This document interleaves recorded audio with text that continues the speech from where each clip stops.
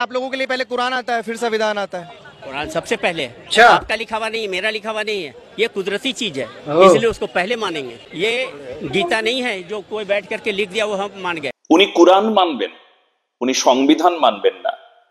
কারণ কুরআন নাকি কুদরতি একটা কিতাব, কুরআন নাকি আসমানি কিতাব, মানে আসমান থেকে এসেছে, ওটা কেউ তৈরি করেনি।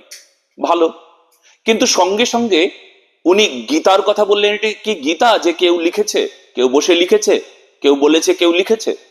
উনি গীতা সম্পর্কে জানেন না।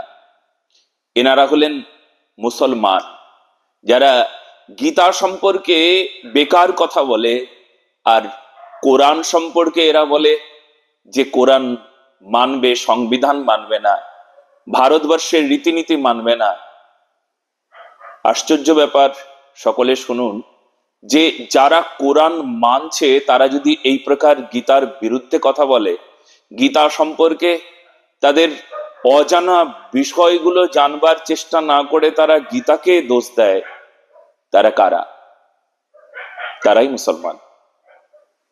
আর এই মুসলমানদের সঙ্গে আমাদের ভাইচারা করতে হবে। এই মুসলমানদের সঙ্গে আমাদের ভাই বলে তাকে গলা জড়িয়ে ধরতে হবে।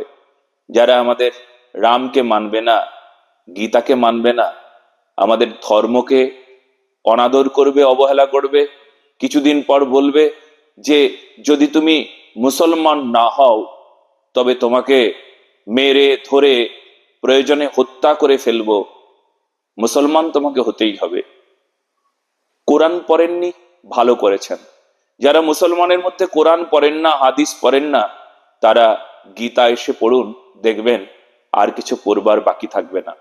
ধন্যবাদ। সকলে বলুন জয় শ্রীরাম, জয় শ্রী শ্যাম, জয় শ্রী রাধে, জয় ভারত মাতা।